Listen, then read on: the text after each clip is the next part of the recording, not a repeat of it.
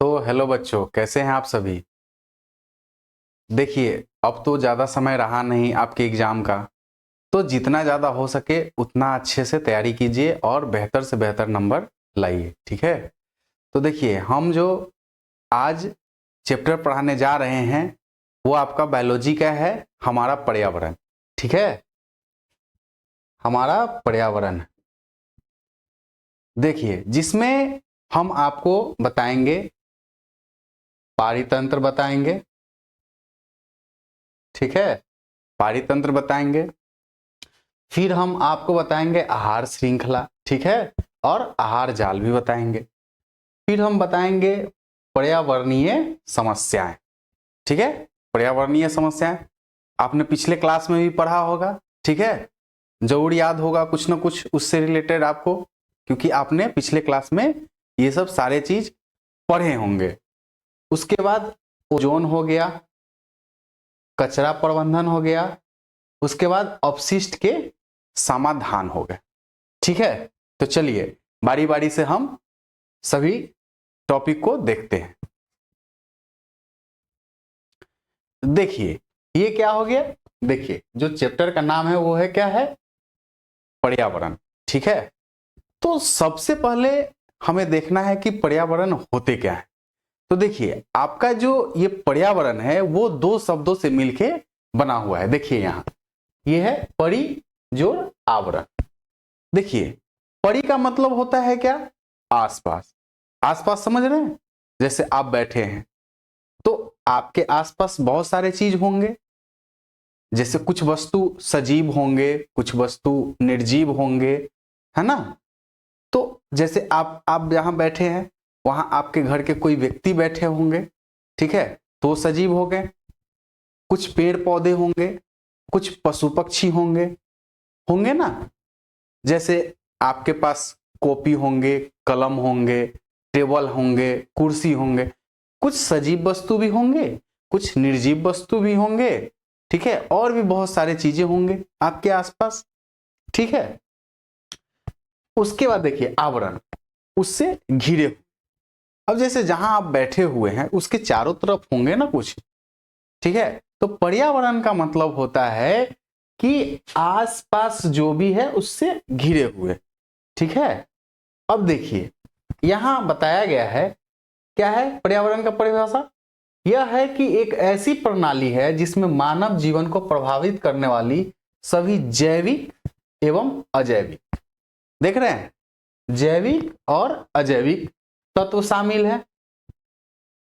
जैविक या अजैविक घटकों में सभी वनस्पतियां, देखिए, जैविक जीवित घटकों में सभी वनस्पतियां और जीव शामिल है। और वहीं देखिए अजैविक घटकों में क्या शामिल है, देखिए जल है, सूर्य है, प्रकाश, वायु, जलवायु, ये सारे शामिल है। किसमें, अजैविक में शामिल है। हम आपको थोड़ा देर पहले बताए थे, ठीक है। उसके बाद देखिए, इसका जो है सबसे सटीक और सबसे बेहतर जवाब है पर्यावरण का। देखिए, हमारे चारों ओर से घिरे हुए या हमारे चारों ओर का वह वातावरण या परिवेश जिसमें हम रहते हैं वो पर्यावरण कहलाते हैं, ठीक है। उसके बाद देखिए पारितंत्र आता है। क्या आता है, पारितंत्र।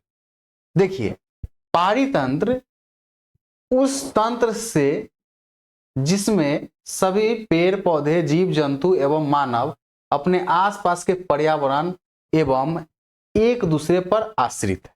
मतलब क्या समझे, देखिए, जैसे आप प्रतिदिन भोजन करते हैं, प्रतिदिन कुछ न कुछ सामान का उपयोग करते हैं, तो आप किसी पे आश्रित है ना। जैसे देखिए, अभी आप कहीं कुछ कर नहीं रहे हैं, अभी आपका आय का स्रोत नहीं है, तो आप अपने पिताजी पे या अपने फैमिली पे किसी न किसी व्यक्ति पे आश्रित हैं। मतलब समझ रहे हैं, डिपेंडेंट हैं, वो देंगे तो हम खाएंगे। तो उसी प्रकार इसमें आ जाता है क्या कि पेड़ पौधे पे हम डिपेंडेंट हैं। जब तक पेड़ पौधा नहीं होगा तब तक तो हम नहीं खा पाएंगे। तो हम डिपेंडेंट है किस पे, पेड़ पौधे पे डिपेंडेंट है ना। वही कह रहा है यहां, एक दूसरे पर आश्रित होते हैं। जीवधारियों को इस आपसी और अपने आसपास के पर्यावरण के बीच के संबंध को ही पारितंत्र कहा जाता है। ठीक है, अच्छे से समझ गए। देखिए, ये पारितंत्र जो होते हैं इसके दो प्रकार होते हैं। एक होते हैं प्राकृतिक पारितंत्र और दूसरा आपका होता है मानव निर्मित पारितंत्र। अब देखिए, प्राकृतिक पारितंत्र में क्या होता है कि जो मतलब हम लोग द्वारा नहीं बनाया गया है, ठीक है, और मानव निर्मित में होता है कि जो मानव के द्वारा बनाया गया है। अब देखिए, इसमें क्या हो जाएगा, प्राकृतिक पारितंत्र में जैसे कि ये नेचुरल है, मतलब जैसे गॉड के द्वारा बनाया गया, भगवान के द्वारा बनाया गया हो, ये मतलब कहा जाता है ना। लेकिन ये क्या है कि नेचुरल है। जैसे उसमें आ जाते हैं आपके पहाड़, पहाड़ को मानव तो नहीं बनाया, ठीक है। नदी, अब देखिए इसमें पोखर, पोखर किसने बनाया, मानव बनाता है ना। तो ये आपका किसमें हो जाएगा, मानव निर्मित में होगा। ध्यान रखिएगा कि नदी जो है वो प्राकृतिक में हो जाएंगे और पोखर हो गए, कुआं हो गए, ये मानव निर्मित में हो जाते हैं। ठीक है, अब आप समझते हैं कि देखिए लिखना क्या है। प्राकृतिक पारितंत्र में, पारितंत्र जो प्राकृतिक में विद्वान है प्राकृतिक पारितंत्र कहलाते हैं। जैसे देखिए बताए थे कुआं, ये किस में हो जाएगा, मानव निर्मित में। और प्राकृतिक में बताए थे जैसे पेड़ पौधे वगैरह, देखिए वैसे ही यहां देखिए जंगल, सागर, झील। अब देखिए हम आपको उसमें बताए थे नदी और पोखर में, ठीक है। उसी तरह देखिए पेड़ को हमने नहीं बनाया, ठीक है, तो आपका पेड़ जो है वो किस में हो जाएगा, प्राकृतिक में हो जाएगा। लेकिन जब बात आएगी बगीचा का, तो बगीचा तो मानव बनाते हैं, पेड़ आप नहीं बनाए, लेकिन बगीचा तो आप बनाते हैं ना, बहुत सारे पेड़ लगा करके बगीचा बनता है।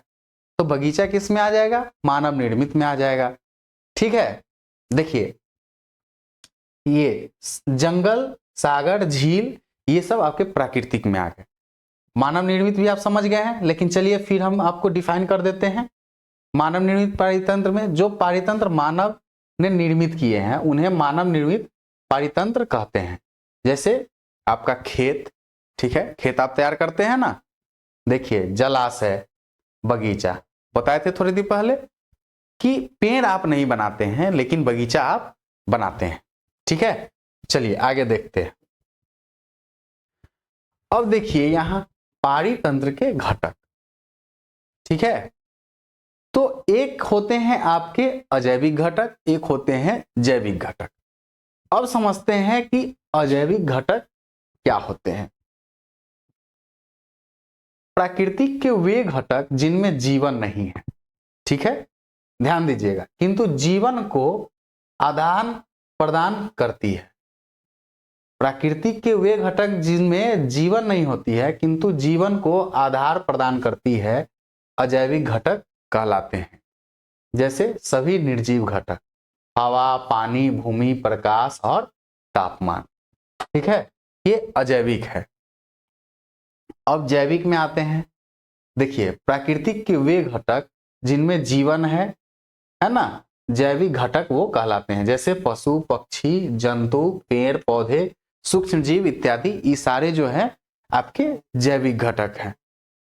उसके बाद देखिए सभी सजीव घटक जैसे पौधे, जानवर, सूक्ष्म जीव, फफूंदी आदि मिलकर जैविक घटक बनाते हैं। अब देखिए आहार के आधार पर जैविक घटक को देखिए, एक हो गया उत्पादक, दूसरा उपभोक्ता और तीसरा अपघटक। ठीक है, आहार के आधार पर 3 भाग में इसको बांटा गया है। अब देखिए समझते हैं, ये देखिए ये है उत्पादक। उत्पादक में क्या होगा कि सभी हरे पौधे एवं नील हरित शैवाल जिसमें प्रकाश संश्लेषण की क्षमता होती है। अब देखिए ये अपना भोजन दूसरे पे डिपेंडेंट नहीं है, ये कहां है, मतलब प्रकाश संश्लेषण के द्वारा। ठीक है, इसी वर्ग में आते हैं तथा उत्पादक वो कहलाते हैं। समझ गए। अब देखिए उपभोक्ता, देखिए उत्पादक देख लिए, अब उपभोक्ता देखिए। ऐसे जीव जो उत्पादक द्वारा उत्पादित भोजन पर प्रत्यक्ष अथवा परोक्ष रूप से निर्भर करते हैं वो उपभोक्ता कहलाते हैं। बताए थे कि हम लोग किस पे डिपेंडेंट है, पेड़ पौधे पे, पशु पक्षी पे, है ना। जो जैसा भोजन करते हैं, जैसा आहार में लेते हैं, वैसे चीज पे डिपेंडेंट है। अब जैसे हम सब्जी लेते हैं तो पेड़ पौधे से पाते हैं, है ना। बहुत लोग नॉनवेज खाते हैं, है ना, मीट मछली खाते हैं, तो वो तो पशु पक्षी पे डिपेंडेंट है। ठीक है, अब देखिए इसका, देखिए उपभोक्ता को मुख्य शाकाहारी, मांसाहारी तथा सर्वाहारी एवं परजीवी में बांटा गया है। ठीक है, अब देखिए शाकाहारी क्या होते हैं। देखिए जैसे जो पेड़ पौधे पे उससे भोजन प्रदान करते हैं वो शाकाहारी में आते हैं।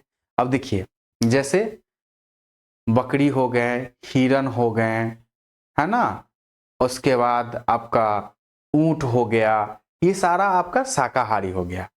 अब आते हैं मांसाहारी। अब देखिए मांसाहारी वो मांस खाते हैं, है ना, मांसाहारी मतलब मांस खाते हैं। अब जैसे मांस कौन कौन खाते हैं, शेर हो गए, है ना, उसके बाद आपका मगरमच्छ हो गए, ये सारे मतलब मांस पे ही निर्भर होते हैं, है ना। अपने से छोटे जीव या किसी जीव का वो मांस खाते हैं। अब आते हैं सर्वाहारी। अब देखिए कुछ ऐसे जीव होते हैं जो पेड़ पौधे से भी भोजन प्रदान करते हैं और वो पशु पक्षी से भी अपना भोजन प्रदान करते हैं, वो दोनों चीज खाते हैं, वो सर्वाहारी में आते हैं। देखिए वही बात है, पौधे एवं मांस दोनों खाने वाले क्या कहलाते हैं, सर्वाहारी।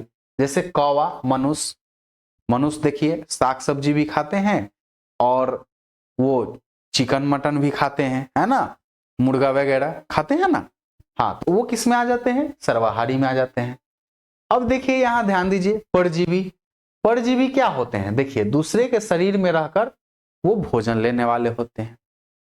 अब बताइए ऐसा एग्जाम्पल आपको पता है, एक भी एग्जाम्पल बताइए, आपको पता होगा। देखिए आप देखे होंगे आपके आसपास या ना भी हो, है ना, लेकिन देखा जाता है कि जब जिनका बड़ा बड़ा बाल होता है, खास करके छोटे बाल में वो नहीं, लेकिन जब बड़ा बड़ा बाल होता है, जैसे कोई बच्ची होती हैं, है ना, तो उनके सिर में बहुत खुजलाहट होने लगती है, तो कहता है लोग कि क्या है, देहाती लैंग्वेज में उसको क्या बोलते हैं, ढील बोलते हैं।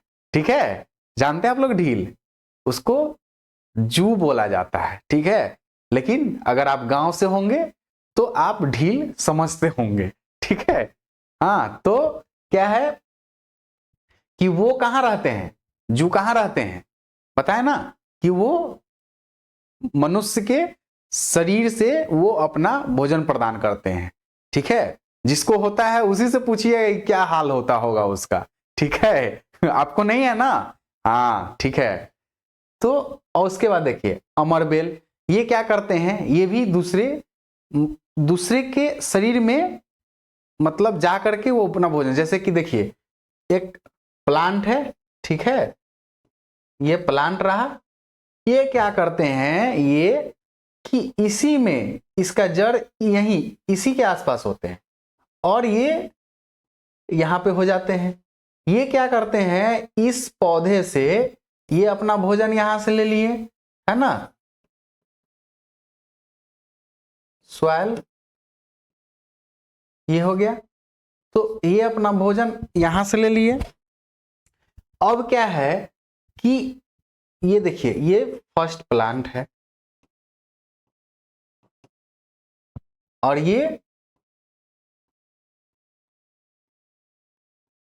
सेकेंड है। ठीक है, तो ये इसका जड़ तो यहीं रह जा रहा है, तो ये क्या कर रहा है कि इसी ये जो भोजन यहां से ले रहे हैं और ये इसमें से भोजन ले रहे हैं।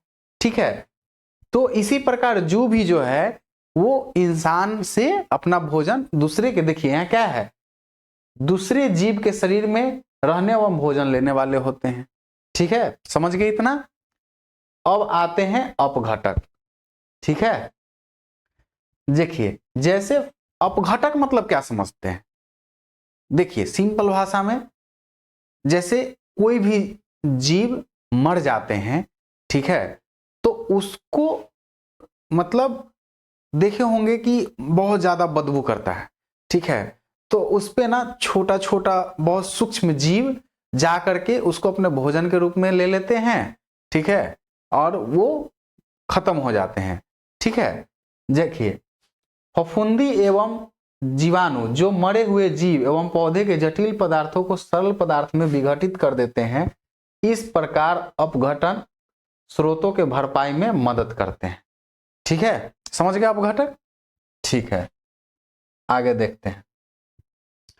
अब देखिए बहुत इंपोर्टेंट टॉपिक है, हमेशा ये परीक्षा में पूछा जाता है, ठीक है, तो थोड़ा अच्छे से देखिए। ये है हमारा आहार श्रृंखला, और हमने बताया था वहां पे सबसे पहले कि आहार श्रृंखला और आहार जाल, ठीक है, तो उसी का है ये आहार श्रृंखला। देखिए आहार श्रृंखला क्या होता है, आहार श्रृंखला एक ऐसी श्रृंखला है जिसमें एक जीव दूसरे जीव को भोजन के रूप में खाते हैं। अब देखिए देखिए जैसे घास हो गया, ठीक है, अब घास को है कौन खा रहा है, हिरन, हिरन को कौन खा रहा है, शेर। ठीक है, चलिए हम आपको एक पिक्चर के थ्रू समझाते हैं।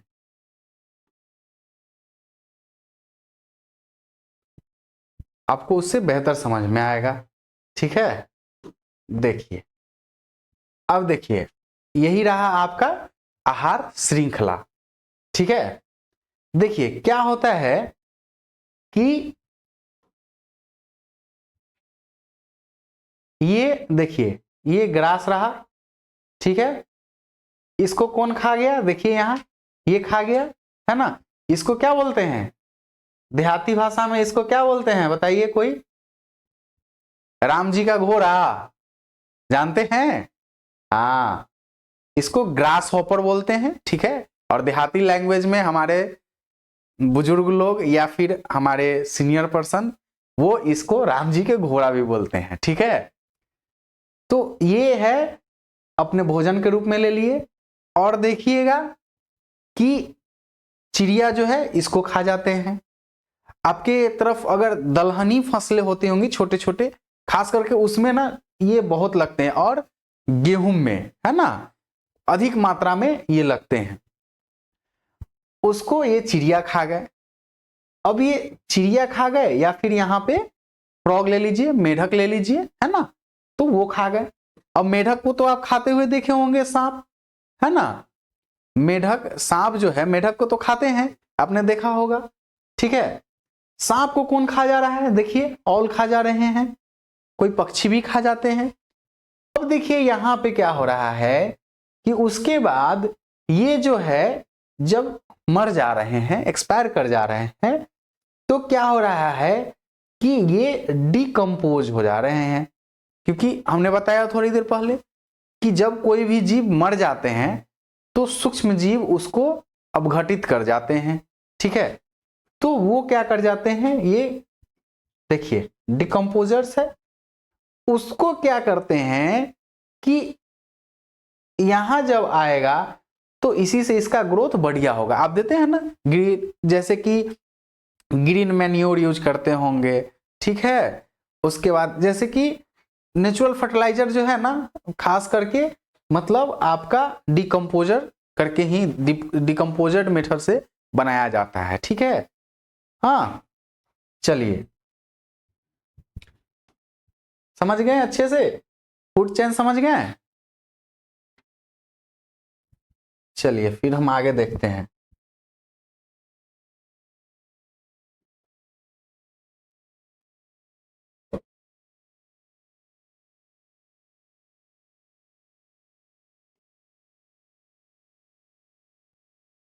देख लिए आहार श्रृंखला हो गया। अब देखिए अब समझते हैं पोषी स्तर। एक आहार श्रृंखला में उन जैविक घटकों जिनमें ऊर्जा का स्थानांतर होता है वो पोषी स्तर कहलाते हैं। ठीक है, एक आहार श्रृंखला में ऊर्जा का स्थानांतर एक दिशा में होता है। ठीक है, उसके बाद देखिए सूर्य से प्राप्त ऊर्जा। देखिए हरे पौधे सूर्य की ऊर्जा का 1% भाग जो पत्तियों पर पड़ता है वो अवशोषित कर लेते हैं। समझ गए? कहां से? पौधे अपने भोजन कहां से बनाते हैं? प्रकाश संश्लेषण से। ठीक है, प्रकाश संश्लेषण कहां से होता है? सूर्य के प्रकाश से होता है। ठीक है, अब देखते हैं ऊर्जा प्रवाह का 10% का नियम। ये सारे आपके ऑब्जेक्टिव में पूछे जाते हैं। ठीक है, तो ये आप देख लीजिए अच्छे से।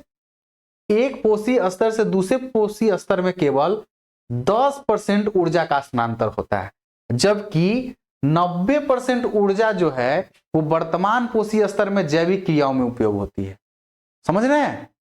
ठीक है, आगे देखिए आहार श्रृंखला के चरण। ठीक है, उपभोक्ता के अगले स्तर के लिए ऊर्जा की बहुत ही कम मात्रा उपलब्ध हो पाती है। अतः आहार श्रृंखला में सामान्यतः 3 अथवा 4 चरण होते हैं। ठीक है, चलिए आगे देखते हैं। अब देखिए जैव आवर्धन। आहार श्रृंखला में हानिकारक रसायनों की मात्रा में एक पोषी स्तर दूसरे पोषी स्तर में जाने पर वृद्धि होती है, इसे जैव आवर्धन कहते हैं। देखिए क्या होता है कि कोई एक प्लांट है, एक प्लांट नहीं, आप अपने आसपास में अगर खेती करते होंगे, आप करते ही होंगे, साग सब्जी का कम से कम तो जरूर करते होंगे। ठीक है, तो आप देखे होंगे कि जैसे मान के चलिए कि हम अपने बगीचे में अगर पालक की खेती करते हैं तो क्या होता है कि उस पे वो जो हमने बताया था ग्रास हॉपर, वो अधिक मात्रा में क्षति पहुंचाते हैं। ठीक है, तो उससे बचाव के लिए हम क्या करते हैं, किसी प्रकार के रसायन का उपयोग करते हैं। जब हम इस पे छिड़काव करते हैं, ठीक है, तो ये हमने तो इंसेक्ट से मतलब कीड़े मकोड़े से बचाव के लिए किया, लेकिन उस कंडीशन में क्या हो जाता है कि इसके पत्तियां पे ये आ जाते हैं। ठीक है, जो हमारे इस पौधे को तो इफेक्ट करते हैं जिससे कीड़े मर जाते हैं। अगर मान के चलिए कि अगर वो हम खाते हैं तो क्या हमें नुकसान नहीं पहुंचाती है? पहुंचाती है ना। रसायन अभी जो देख रहे हैं, इतने सारे बीमारी जो हो रहे हैं वो सारे लगभग आपके ये बहुत हानिकारक रसायन के उपयोग करने के कारण हो रहे हैं।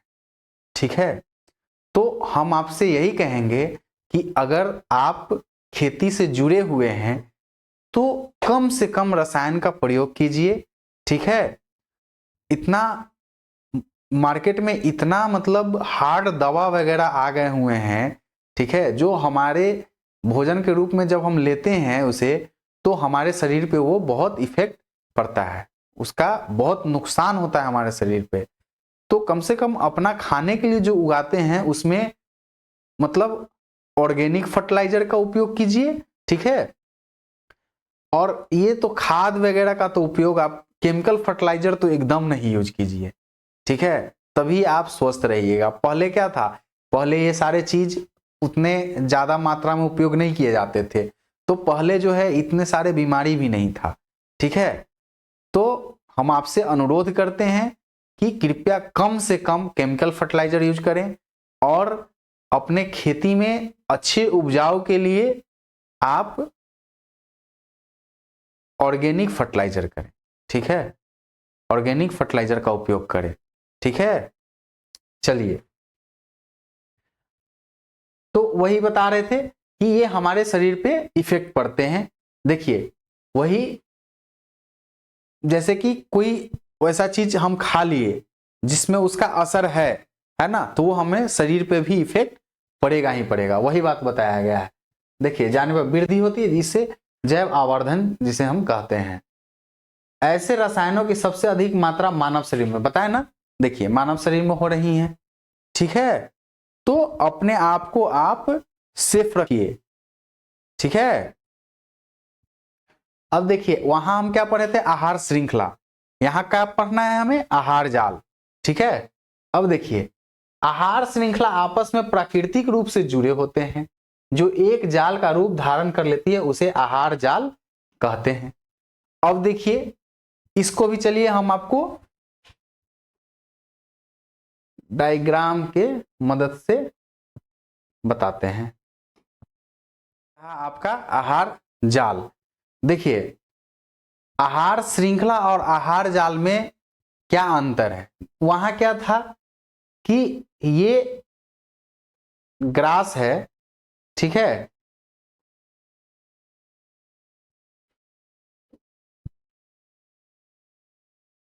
देखिए वहां क्या था कि ये ग्रास है, तो देखिए इसे ये खाया, उसके बाद इसे ये खाया और इसे फिर ये खाया। ठीक है, लेकिन यहां क्या हो रहा है, कोई एक चीज को एक से अधिक, देखिए ये फर्स्ट पहला इसको जो है ये तीनों ने खाया एज एग्जाम्पल, जैसे कि यहां देखिए इसको 1 2 3 खाया ना, और उसको फिर वैसे ही वो 2 या 3 चीज खा जाएंगे। ठीक है, लेकिन आहार श्रृंखला में क्या था कि जैसे एक है यहां, तो उसको फिर ये दूसरा वाला खाएंगे, दूसरा वाला को तीसरा वाला, तीसरा वाला को चौथा वाला, ऐसा करके, है ना, एक दूसरे पे डिपेंडेंट रहेंगे। तो यही आहार श्रृंखला का ही एक मतलब घनात्मक रूप है ना, वो आपका आहार जाल कहलाते हैं। ठीक है, ये आपको आसानी भाषा में समझाने के लिए हमने बताया है, और आप डायग्राम से अच्छे से देख रहे हैं, आपको समझ में आ गया होगा। ठीक है, चलिए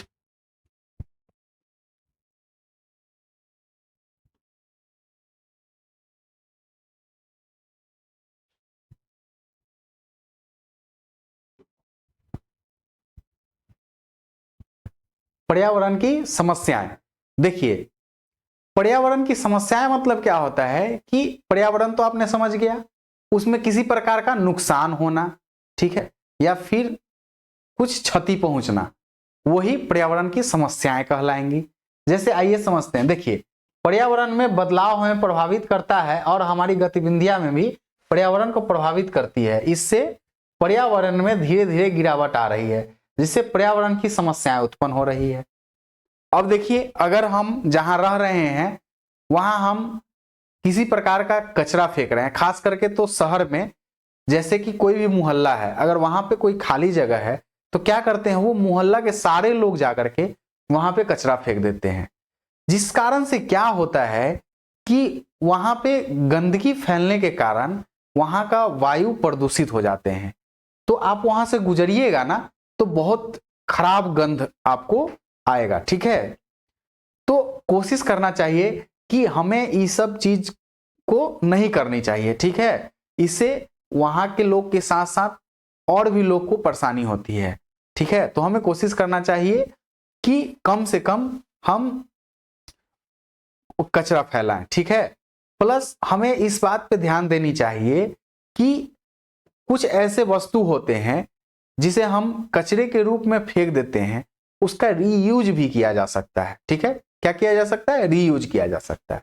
तो उस कंडीशन में हमें चाहिए कि हम उसका रीयूज कर ले।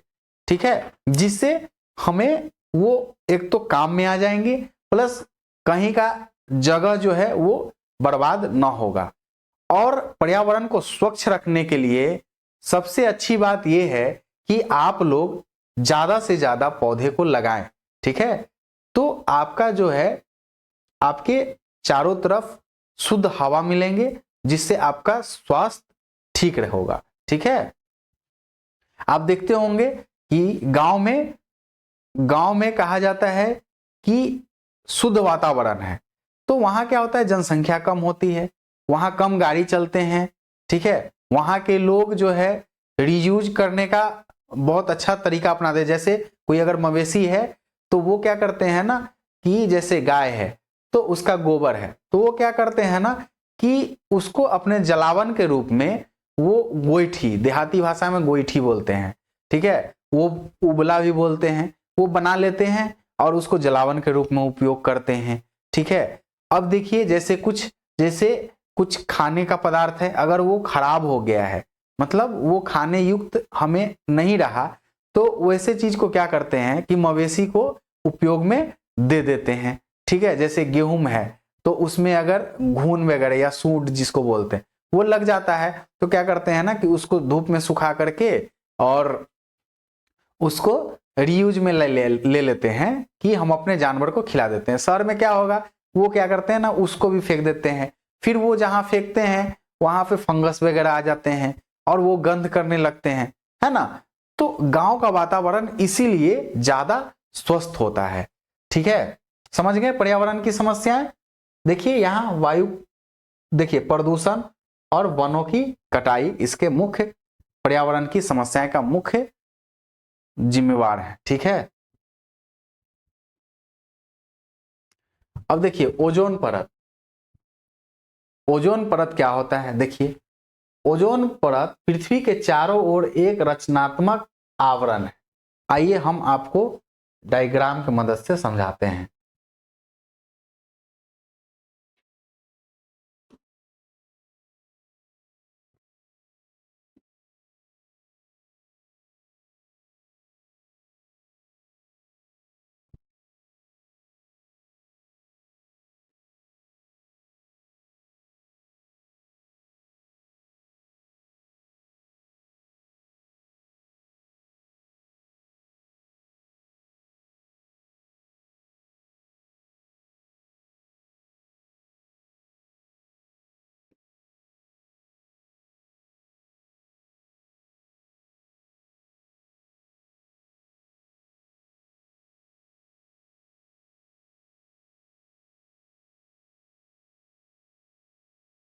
देखिए यही क्या हुआ आपका, देखिए ये हो गया आपका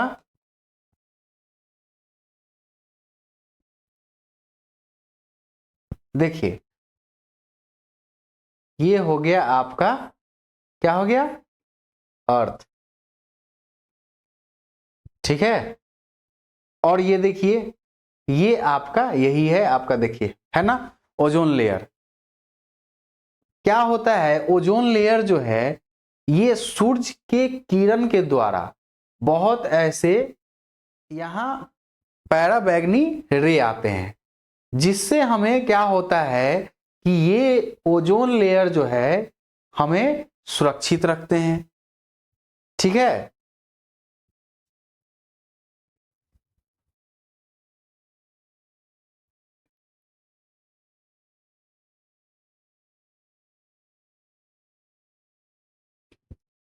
ओजोन परत, ओजोन परत पृथ्वी के चारों ओर एक रचनात्मक आवरण है जो सूर्य के हानिकारक पराबैंगनी प्रकाश को अवशोषित कर लेती है। इस प्रकार से यह जीवों के स्वास्थ्य संबंधी हानियां जैसे त्वचा, कैंसर, मोतियाबिंद, कमजोरी, परीक्षा तंत्र, पौधों का नाश आदि से रक्षा करती है, ठीक है। वो जो रे होती है सूर्य के प्रकाश से आते हैं, वो अगर डायरेक्ट अगर पृथ्वी पे पड़ने लगे तो बहुत सारे बीमारी होंगे, ठीक है। देखा आपने त्वचा रोग, कैंसर, मोतियाबिंद वगैरह, प्लस आपके जो है वो पेड़ पौधे पे भी इफेक्ट पड़ेंगे, ठीक है। तो क्या होगा कि जब पेड़ पौधा रहेगा ही नहीं तो मनुष्य भी नहीं रहेंगे, क्योंकि मनुष्य को ऑक्सीजन की आवश्यकता होती है जो कहां से मिलते हैं, पेड़ पौधे से मिलते हैं, ठीक है। अब देखिए ओजोन का निर्माण, ओजोन का निर्माण निम्न प्रकाश रासायनिक क्रिया का परिणाम है। देखिए ये है O2, ठीक है, ये पैराबैंगनी विकिरण O प्लस O यानी कि आपका दो अणु से मिलकर बना हुआ है, ठीक है। ये दो अणु से मिलकर बना हुआ है, ठीक है। अब देखिए ये है आपका O2 प्लस O यानी कि O3 जो है वो क्या है, ओजोन है, ठीक है। देखिए आप समझ गए O2 ऑक्सीजन जब O3 हो तो क्या, ओजोन। ठीक है, समझ गए।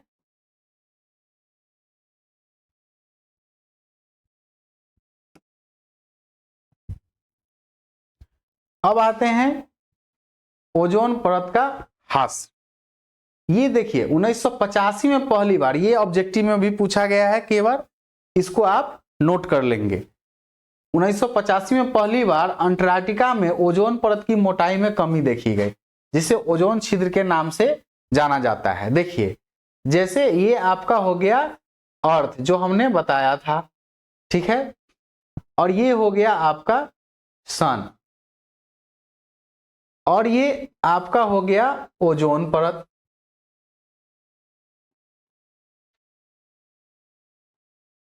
ठीक है, तो ये जो है ओजोन परत जो है, इसमें 1985 में, ठीक है, कब 1985 में पहली बार अंटार्कटिका में इसकी मोटाई में जो है वो कमी देखी गई थी। ठीक है, क्या हो, अगर यहाँ पे थिकनेस आ जाए तो क्या होगा, इसका जो रे है वो आपके इधर से पृथ्वी पर पड़ने लगेंगे। जो हमने पीछे आपका बताया कि अगर वो हमारे पृथ्वी पे आने लगे तो हमें बहुत सारे बीमारी का सामना करना पड़ेगा। ठीक है, और बहुत नुकसान होगा। ठीक है, तो इसी को ओजोन छिद्र के नाम से जाना जाता है। समझ गए ओजोन छिद्र क्या होता है। चलिए, ये ओजोन की मात्रा में इस तीव्रता से गिरावट का मुख्य कारण मानव संशोधित रसायन क्लोरोफ्लोरोकार्बन CFC को माना गया है, जिनका उपयोग शीतलन एवं अग्निशमन के लिए किया जाता है। देखिए 1987 में संयुक्त राष्ट्र पर्यावरण कार्यक्रम UNEP में सर्वानुमति बनी और CFC के उत्पादन को 1986 के स्तर पर ही सीमित रखा जाए। ठीक है, ये टोक्यो प्रोटोकॉल के तहत किया गया था। अब देखिए कचरा प्रबंधन। कचरा प्रबंधन मतलब क्या, आज के समय में अपशिष्ट निपटान एक मुख्य समस्या है। ठीक है, जो कि हमारे पर्यावरण को प्रभावित करती है। हमारी जीवन शैली के कारण बहुत बड़ी मात्रा में कचरा इकट्ठा हो जाता है। अब देखिए कि मान के चलिए कि आपके परिवार में अगर 5 सदस्य हैं, ठीक है, तो क्या होगा कि 5 लोग हैं, तो वो अगर किसी प्रकार की वस्तु का उपयोग करते हैं, वो उसके अपेक्षा ज्यादा उपयोग करेंगे अगर किसी के परिवार में 2 सदस्य हैं। जैसे एज एग्जाम्पल लेकर के चलिए कि अगर आप अपने रूम में 5 पढ़ने वाले व्यक्ति होंगे, तो और बगल वाले रूम में 2 व्यक्ति होंगे, तो आप देखेंगे कि आपका कॉपी और कलम जितना अधिक मात्रा में खर्च होगा, उससे कहीं वो कम मात्रा में खर्च होगा। उसी प्रकार हमारे इस पृथ्वी पे जितना ज्यादा जनसंख्या बढ़ रहा है, उस हिसाब से वेस्ट मटेरियल भी बढ़ेगा। ठीक है, समझ गए इस बात को। ठीक है, कचरे में निम्न पदार्थ होते हैं, जैसे जैव निम्नीकरणीय पदार्थ, जो पदार्थ जो सूक्ष्म जीवों को कारण छोटे घटकों में बदल जाते हैं, जैसे फल तथा सब्जियों के छिलके, ठीक है, सूती कपड़ा, जूट, कागज इत्यादि। अब देखिए अजैविक निम्नीकरण पदार्थ में क्या होता है, पदार्थ जो सूक्ष्म जीवों के कारण घटकों में परिवर्तित नहीं होती है, जैसे प्लास्टिक, पॉलीथीन, ये सब को आप अगर फेंक दीजिएगा, ठीक है, तो ये जल्दी विघटित नहीं होंगे, है ना। और वही आप क्या करते हैं कि साग सब्जी है, उसको अगर आप कहीं फेंक देते हैं तो वो मतलब नष्ट हो जाते हैं। ठीक है, इसलिए अब कोशिश करें कि इस प्रकार की वस्तु को, जैसे पॉलीथीन हो गए, प्लास्टिक हो गए, है ना, ये सब वस्तु को क्या करें, एक जगह इकट्ठा करें। अगर वो रीयूज होने वाले चीज हैं तो उसकी सहायता से किसी प्रकार से आप अपने उपयोग में ले आए। ठीक है, देखिए सूक्ष्म जीव एंजाइम उत्पन्न करते हैं जो पदार्थों को छोटे घटकों में बदल देती है। एंजाइम अपनी क्रिया में विशिष्ट होते हैं इसलिए सभी पदार्थों का अपघटन नहीं कर सकते हैं। ठीक है, चलिए आगे देखते हैं कचरा प्रबंधन की विधियां। जैसे देखिए, जैव मात्रा संयंत्र, जैव निम्नीकरणीय पदार्थ इस संयंत्र द्वारा जैव मात्रा व खाद में परिवर्तित किया जा सकता है। जैसे सीवेज उपचार तंत्र, नाली के पानी को नदी में जाने से पहले इस तंत्र द्वारा संशोधित किया जाता है। देखिए, जैसे कोई भी नदी है तो वहां से क्या करते हैं कि उसको किसी विधि के द्वारा छान लेते हैं और उसको उपयोग में ले आते हैं। अब सीवेज उपचार तंत्र, नाली के पानी को नदी में जाने से पहले इस तंत्र द्वारा संशोधित किया जाता है। कूड़ा भराव क्षेत्र, कचरा निचले क्षेत्रों में डाल दिया जाता है और दबा दिया जाता है, जिससे क्या होता है कि वो सरगल करके खत्म हो जाते हैं। ठीक है, कंपोस्टिंग देखिए, जैविक कचरा कंपोस्ट गड्ढे में भरकर ढक दिया जाता है। ठीक है, मिट्टी के द्वारा, है ना। जैसे अभी तो बहुत अच्छा तरीका चल गया है कि एक नाद जैसा मतलब बड़ा सा बना लिया जाता है या गड्ढा खोद करके, और उसमें क्या किया जाता है कि वो जितने फल फूल के जितने हैं छिलके वगैरह या फिर सड़े गले हैं उसको रख दिया जाता है और मट्टी से दबा दिया जाता है। उसमें वर्मिंग कंपोस्ट के रूप में बाद में उपयोग कर लिया जाता है। ठीक है, उसमें अब जो है अर्थवर्म वगैरह भी रख दिया जाता है। ठीक है, वो बहुत बेस्ट खाद बनता है और इसी खाद का उपयोग अच्छा होता है। रसायन खाद का उपयोग करने से अच्छा है कि आप ऐसे खाद का उपयोग करें। ठीक है, पुनः चक्रण, अजैव निम्नीकरणीय पदार्थ कचरा पुनः इस्तेमाल के लिए नए पदार्थ में बदल दिया जाता है। इसको क्या किया जाता है कि इसको नए पदार्थ बनाने में उपयोग किया जाता है। ठीक है, और यहां देखिएगा पुनः उपयोग में, पुनः उपयोग और पुनः चक्रण में अंतर है। दोनों में क्या अंतर है? पुनः चक्रण में है कि आपको उससे दूसरा चीज बना लिया जाता है, और पुनः उपयोग में है कि उसको दोबारा उपयोग में ले आया जाता है। जैसे आप क्या करते हैं कि मार्केट से अगर आप कपड़ा खरीद करके लाते हैं, वो अगर कैरी बैग देते हैं, फिर हम उस कैरी बैग को ना फेंक करके फिर हम उसको सब्जी वगैरह लाने में उपयोग कर लेते हैं, या फिर वो फट जाते हैं तो किसी प्रकार का उसका हम दूसरे उपयोग में जैसे पोचारा लगाने में या फिर किसी प्रकार का उपयोग में कर ले, तो वो आपका पुनः उपयोग में आएगा। पुनः चक्रण में क्या आएगा? जैसे कि अगर कोई प्लास्टिक है उसको मतलब छोटे छोटे टुकड़ों में बांट करके या फिर उसको किसी प्रोसेस के द्वारा गला करके फिर नया चीज बना लिया जाता है, वो पुनः चक्रण कहलाता है। और पुनः उपयोग समझ गए कि जिसको हम पुनः उपयोग में लेते हैं वो पुनः उपयोग कहलाता है। ठीक है, भस्मीकरण, यह एक अपशिष्ट उपचार प्रक्रिया है जिसमें थर्मल उपचार के रूप में वर्णित किया जाता है, जो कचरे को राख में बदल दिया जाता है। मुख्य रूप से इसका उपयोग अस्पतालों में जैविक कचरे के निपटारा के लिए उपयोग में किया जाता है। इसलिए क्योंकि अगर हम इधर उधर फेंक देंगे तो इससे बीमारी फैलने की संभावना हो जाएंगे। ठीक है, अतः ऐसे चीज को जला करके नष्ट कर दिया जाता है। ठीक है, ताकि उसमें जो भी बैक्टीरिया या कुछ भी होंगे वो खत्म हो जाएंगे, जिससे बीमारी आगे फैलने की संभावना न होगी। ठीक है, तो आप लोग को ये क्लास अच्छा लगा होगा और आप इसे अच्छे से देखें ताकि आपका रिवीजन हो जाए और आपका एग्जाम अच्छा से अच्छा जाए। ठीक है, हम अगले क्लास में दूसरा टॉपिक लेकर के आएंगे। तब तक के लिए धन्यवाद।